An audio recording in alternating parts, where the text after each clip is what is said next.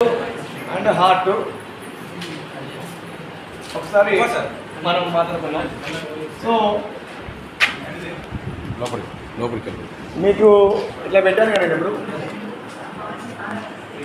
నేను పట్టుకున్నది ఎవరు పట్టుకున్నా, నేను ఎవరు పట్టుకున్నా బెండిపాయ మీద ఉన్న పార్ట్ పేరు ఏం పేరు? ఎవరు బెండి చేస్తున్నా ఏంటని? లారింగ్స్. ఇట్లా ఇట్లా నా చేతి ఎలా ఉందో అలా ఒకటి కనబడుతుంది. ఏంటది? నా చేతిని ఎలా పెట్టానో అలా ఒక స్ట్రక్చర్ వచ్చింది.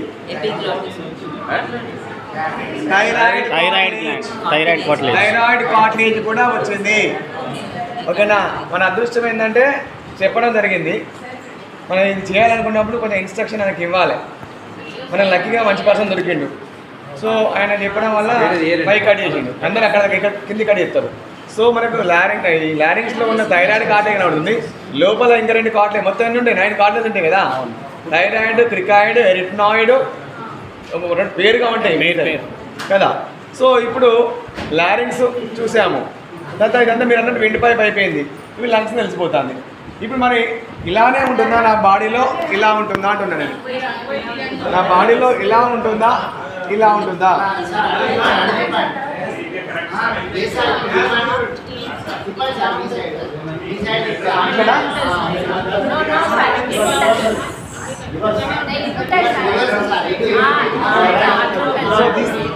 This is the right position. వెండిపైపే ముందుకు ఉంటుంది. ఇది గుర్తుపెట్టుకోవాలి. ఇది ఉన్నాయి కదా. సో ఇది కనబడుతుంది కాదు, ఇక్కడ కనబడుతుంది. కాబట్టి లారింగ్స్లో మనకు పైకి ఉన్నది, ఫుడ్ పైపు లోపల దిక్కుంటుంది. కవర్ చేస్తే ఎపిగ్లాటిస్ స్టోరీ అంతా మీకు తెలుసు, దాన్ని వదిలేస్తాను నేను. ఇప్పుడు ఏముందంటే విండ్ పైపుకు పక్కనే ఆనుకొనే ఈసోఫేగస్ ఉన్నది, ఆహార వాయువు ఉన్నది. ఈ విండ్ పైపును కవర్ చేస్తూ మనకు సి షేప్లో రింగ్స్ ఉన్నాయని చెప్పుకున్నాం కదా. కానీ అవి సి షేప్లోనే ఉన్నాయి, అంటే ఇలా మొత్తం క్లోజ్ కాలే, ఇట్లా ఉన్నాయి. ఎందుకు సి షేప్ ఉన్నాయి? ఇక ఈ ప్లేస్ లేదు, ఇది ఖాళీగా ఉంది, ఇదంతా ఖాళీగా ఉంది. ఇటు సైడ్ ఎవరు? ఈసోఫేగస్ ఉండడం వల్ల ఎప్పుడైతే ఈసోఫేగస్లో మనము పెరిస్టాల్టిక్ మూవ్మెంట్ అవుతుందో, సో బోలస్ అనేది, నేను ఫుడ్ పైపులో ఒకటి సీసం గోల్ వేస్తున్నాను చూడండి. ఇది బోలస్ అనుకోండి, మూవ్ అవుతుంది. ఇంకొకటి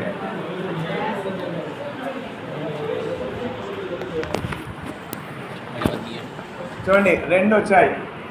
సో మన పుస్తకంలో ఇట్లా వేవ్ లైక్ మూమెంట్ ఉంటుంది అని చెప్పాము. ఇప్పుడు ఇటువైపు అంతా ఎన్లార్జ్ అయింది కదా, లోపల ఎన్లార్జ్ కావాలి కదా.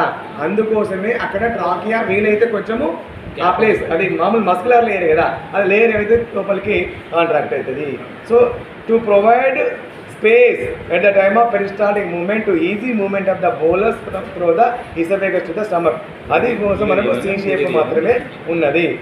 Okay, right. సో దీంట్లో మనకు ఇది 7th చాప్టర్లో పెరిస్టాల్టిక్ మూవ్మెంట్ అన్నది. ఇది చివరిగా వెళ్ళి దేంతో కలుస్తుంది? స్టమక్లో ఎంటర్ అవుతుంది. ఎంటర్ అయ్యే దగ్గర స్టమక్కి దీనికి మధ్యలో ఒక మస్కులర్ రింగ్ లైక్ స్ట్రక్చర్ ఉంటుంది. దాన్ని ఏమంటాం?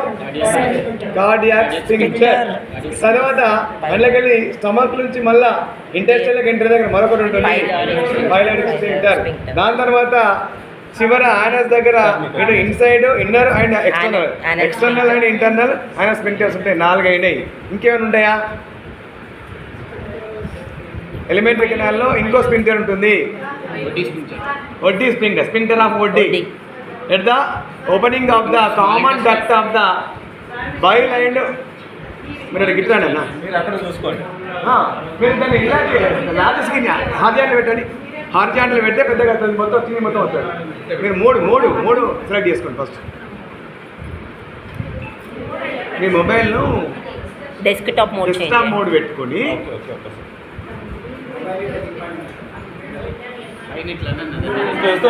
వస్తుంది. సో మీరు దీన్ని బాగా ఇంకొకటి ఏం చేశాను, మరి 3 డాట్స్ ఉంటాయి సార్. సరే తినండి, చూస్తుండే ఇంత. కానీ ఈ ఈసోఫేగస్ పైన కూడా ఒక పల్చని పొర ఉంది కదా. ఈసోఫేగస్ కూడా 4 లేయర్లతో నిర్మించబడి ఉంటుంది. They are constitute 4 layers. Outer layer is call స్థిరోసా అని సరసభ్రమము. Second layer is call muscular layer, longitudinal and circular muscles. Third is submucosa, fourth is mucosa. The mucosa always lubricated with mucus. It is secreted by mucus glands which are located in the submucosa or mucosa. So దీనికి ఇక్కడ open చేసాము అక్కడానికి మీకు కనిపించడం కోసము. చూడండి ఇక్కడ మనకి కనిపిస్తుంది ఇది లోపల పొర ఎంత తెల్లగా ఉంది చూసావా? సబ్మ్యూకోసా మ్యూకోసా. ఈ పై లేయర్ పట్టుకున్నా, పై లేయర్ ఇట్లా పట్టుకుని టచ్ చేస్తున్నా, పై లేయర్ చిన్న పొర, పల్సని పొర, ఏకకణ పొర మందులో ఉన్న పొర, అది సరసపరమము. తర్వాత మస్కులార్ రెడ్గా ఉందిగా, బ్రౌనిష్లో ఉందిగా, మస్కులార్ తెల్లగా ఉంది కదా, అది సబ్మ్యూకోసా. లోపలికి వచ్చేస్తే మ్యూకోసా. ఆ మ్యూకోసాగా చూద్దాం మనం ఒకసారి. చూడండి తెల్లగా చూస్తున్న మ్యూకోసా లేయర్. దీన్ని కూడా మనం ఏం లేయండి, ఒక ముక్క కడిగేసి మన పిల్లలకు ఓపెన్ చేసి చూపించవచ్చు మనం. సో ఇది తెల్లగా లోపల వైపు ఉంది మ్యూకోసా లేయర్, బయటికి అయితే సిరోసా లేయర్, మధ్యలో ఇంకా 2 లేయర్స్ ఉన్నాయి. So mucus always mucus glands అనేది ఫిజికల్ చేస్తే కాబట్టి మనకి ఈజీగా మూవ్మెంట్ అవుతుందని చెప్పినాం. సో దీన్ని ఇక్కడ వదిలేస్తా. పెరిస్టాల్టిక్ మూవ్మెంట్కు వాటి సైకిల్ ట్యూబ్, ఆలుగడ్డ, గ్రీసు లేదా నూనె అన్నాడు, ఇది నేర్చుకోవచ్చు మనం మాస్టర్. ఇప్పుడు ఈ లంగ్స్ అనేవి వాటి కలర్ ఏ రంగులో ఉంటుంది అనుకుందాం మనం? ఇక్కడ చూస్తే కనబడుతుంది కదా, ఏ రంగు ఉంటాయి sir? What is the colour of the lungs? Pink షేప్లో, పింక్లో ఉంటాయి, పింకిష్లో ఉంటాయని చెప్పాము. కానీ పుట్టగానే పింకిష్లో ఉంటుంది. పుట్టినాము, పెరుగుతా ఉన్నాం, ఇంత వయసుకి వచ్చినాము. ఏ రంగులో ఉండొచ్చు? అంత వయసుకు వచ్చాము, 50 దాటినాం కాబట్టి అందరి లంగ్స్ కూడా దాదాపుగా ఓఆర్ ఇంకా స్మోకింగ్ అలవారిన వాళ్ళు, or work at the polluted areas, or living at the polluted areas, their lungs are converted into black or light greyish colour, ఆ రంగులో మారిపోతుంది. సరే, తర్వాత ఇప్పుడు ఈ లంగ్స్ గురించి చెప్పేటప్పుడు మన పుట్టగానే ఏం చెప్తున్నాం అంటే, అప్పుడు పుట్టేంత వరకు లంగ్స్ యొక్క ఫంక్షన్ లేదు. మదర్కి వెళ్ళే ఆక్సిజన్ బ్లడ్ ద్వారా అంబ్లికల్ కార్డ్ నుంచి, ప్లసెంట్ ద్వారా అంబ్లికల్ కార్డ్ నుంచి బేబీకి వస్తుంది. At the time of birth బయట పడగానే పిల్లవాడు లేదా పాప వెంటనే తన ఊపిరి పీల్చుకోవాలి కదా, అమ్మ నుంచి రక్తం వస్తుంది కాబట్టి వెంటనే ఉక్కిరి బిక్కిరి అవుతుంది. అన్నమాట జనరల్గా మనకి ఇచ్చిన ఇన్స్టింక్ట్ ఉక్కిరి బిక్కిరి అయినా, బాధపడ్డా ఆయన వచ్చిన దుఃఖమే మనకు వస్తుంది. సో పాప ఏడుస్తుంది, గట్టిగా దగ్గరగా ఏడుస్తుంది అనేసరికి అప్పుడు ఇక్కడ గల మూమెంట్ స్టార్ట్ అవుతుంది. ఏంటిది? డయాఫ్రామ్ మూమెంట్ స్టార్ట్ అవుతుంది, బ్రీతింగ్ స్టార్ట్ అయింది. ఇక ప్రాణం చచ్చిపోయేదాకా అది అర్థం ఉంటుంది. సో కాబట్టి కంపల్సరీ పిల్లవాడు పుట్టగానే చూస్తారు, ఇంకా ఏడుస్తున్నాడు, ఇస్తుంది డాక్టర్ అమ్మ లేక సార్ కొడుతాను, ఏడిపియాలి పురాన్ని. ఎందుకంటే వాడి మైండ్ మంచిగా ఉండాలి, బ్రెయిన్ డ్యామేజ్ కావద్దంటే. ఎందుకంటే ఎంత టైం లేట్ అయితే నీ బ్రెయిన్ సెల్స్కి ఆక్సిజన్ అందకపోతే టక్క చచ్చిపోతూ ఉంటుంది. అతి త్వరగా చచ్చిపోయే కణాలంటే బ్రెయిన్ సెల్స్. వాడికి ఆక్సిజన్ ఎక్కువ కావాలి కాబట్టి బ్రెయిన్ సెల్స్ డ్యామేజ్ అయితే వాటి ఎంత లేడితే అంత డ్యామేజ్ అంటే మనకి 10 నిమిషాలు జరిగిందనుకో మొత్తం వాడు మెంటల్ రిటైర్డ్ అయిపోతుంది. తర్వాత ఏడ్చినా కూడా దానికి చూసినంతకాలం మనం పట్టుకొని మన సాదాసే పరిస్థితి ఏర్పడుతుంది. సో ఓకే, ఇప్పుడు మనం ఏమన్నా అప్పర్, ఇది ఎపెక్స్ అన్నాం, ఇది బేస్ బ్రాడ్గా ఉంది, ఎపెక్స్ ఎలా ఉంది, బ్లంట్గా ఉంది. సో ఒక వైపుకు చెప్పాము, నా వైపుకు వెనక వైపుకు ఇది కనిపిస్తుంది కాబట్టి డార్సల్, మీ వైపు వెంట్రల్.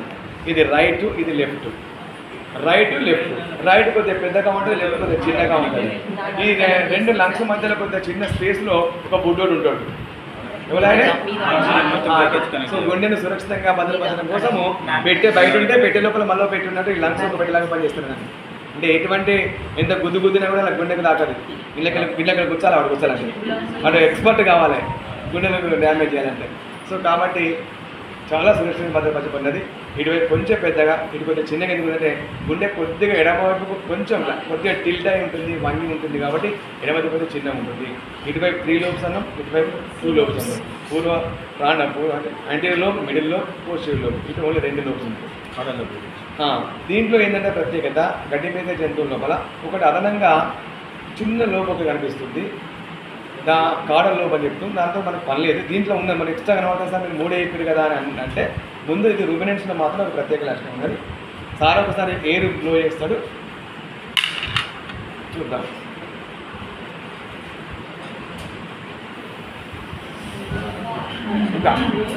ఇంకా అలా ఒకసారి రైట్ ఇది మళ్ళొకసారి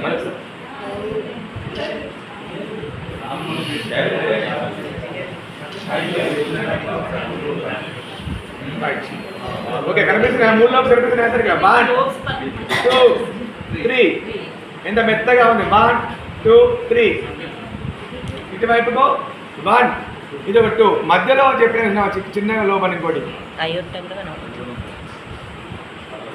ఇక్కడ ఉంది ఈ చిన్న లోపు ఇది ఎక్స్ట్రా లోపు ఓకేనా మేడం ఇది ఎక్స్ట్రా లోపు ఓకేనా ఇటువైపు 3 లోప్స్ ఇటువైపు 2 లోప్స్ ఓకే రైట్ తర్వాత ఈ రెండు మధ్యలో షేప్ కూడా అబ్జర్వ్ చేసేది ఎట్లా ఉన్నాయి మనం కూడా పుస్తకంలో ఇట్లా బొమ్మలు వస్తాయి కదా రెండు విడిపోయి ఇప్పుడు ఇక్కడ దీని తర్వాత ఏం చేద్దామంటే లంగ్ సో మన ఎయిర్ కెపాసిటీ ఎంత ఉంది కొంచెం ఇట్లా పెట్టుకొని ఏం కదా ఇట్లా పెట్టు 6 లీటర్లు ఊదాలి దాదాపు లీటర్ ఉన్నది ఇంకా 5 ఊదాలి very good super ready right fill అయింది చూడండి పైన బేస్ ఎట్లా మంచిగా కనపడుతుందో డయాఫ్రమ్ ఏ షేప్ ఉందో ఆ షేప్లో మరి డయాఫ్రమ్ బేస్ వచ్చేసి చూడండి ఇంకా ఓకే బాగా పర్ఫెక్ట్గా వచ్చింది మధ్యలో ఏముంది హార్ట్ ఉంది హార్ట్ చూడండి హార్ట్ యొక్క ఆర్టరీస్ వెయిన్స్ అన్నీ కూడా కరోనరీ ఆర్టరీస్ అవన్నీ కూడా కనపడుతుంటాయి రైట్ ఇప్పుడు మీకు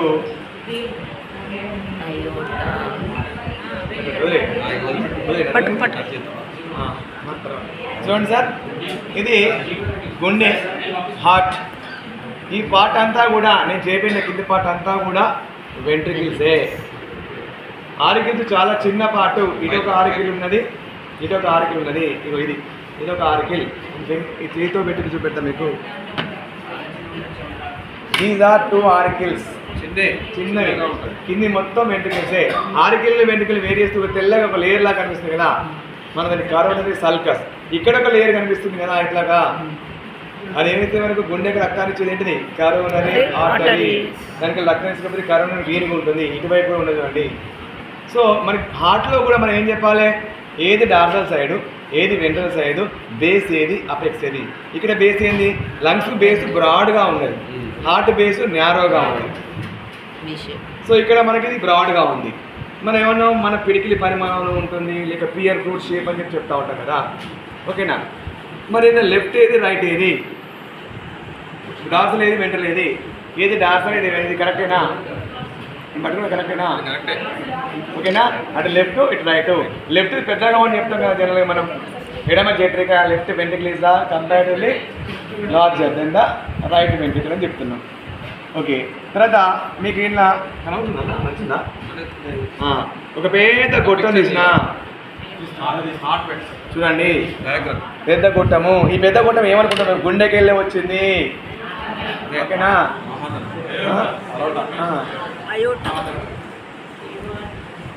తర్వాత ఇక ఇక్కడ ఒకటి కనబడుతుంది మళ్ళీ మీకు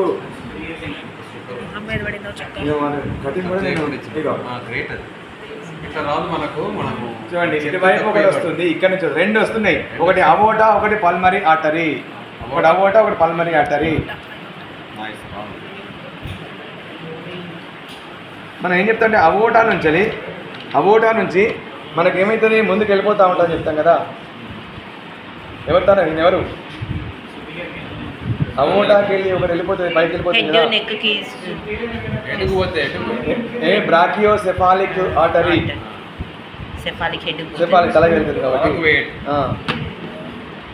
సో ఇదేమవుతుంది బెండ్ అవుతుంది కదా బెండ్ అయ్యి కిందికి వస్తుంది కదా ఇట్లా టెక్స్ట్ బుక్లో ఉంటుంది కదా కిందికి వస్తుంది కదా అదేంటి డార్సల్ అయోటా అంతే కదా అయోటా ఓకేనా డార్సల్ అయోటా ఇక ఈ రైట్ సైడ్ చాంబర్ ఉంది కదా రైట్ సైడ్ చాంబర్కి వెళ్ళి పెద్ద మనిషి వస్తున్నాడు నేను పట్టుకున్న ఇది పల్మరీ ఆర్టరీ ఇది ముందుకు వచ్చినాక ఇటొకటి స్ప్లిట్ అయిపోతుంది లంగ్స్ స్ప్లిట్ అయిపోతుంది ఓకేనా సో ఇది external structure of the heart 4 chambers auricles ventricles 2 ventricles వేరు చేస్తూ సెప్టా, 6 కిలో వెంట్రుకలు వేరు చేస్తూ సెప్టా. ఇక్కడ మనం హార్ట్ గురించి చెప్పినప్పుడు మనం ఏం చెప్తాం?